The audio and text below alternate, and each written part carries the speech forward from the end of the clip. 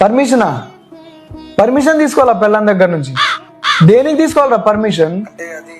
అరే పెళ్లి కాకముందు అలాగే ఉన్నా, పెళ్ళైన తర్వాత కూడా అలాగే ఉంటా. అయినా పెళ్ళాం కొంగు పట్టుకొని తిరిగేవాడికి కావాలరా పర్మిషన్, నాలాంటోడికి కాదు. మీరు రెడీగా ఉండండి, చిటికెలు వచ్చేస్తా. బాసన్లు తోమేసిన, బట్టలు ఉతికేసిన, ఇల్లు తుడిచేసిన, వంట చేసేసిన. నేను పార్టీకి వెళ్ళాను.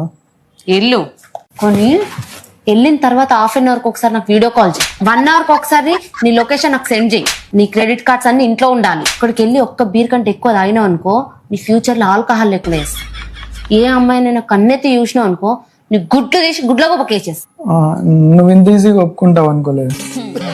కొత్త పెళ్లి కూతుంది కదా, ఒక 6 నెలలు కానీ తల కింద తపస్సు చేపిస్తా నీతో.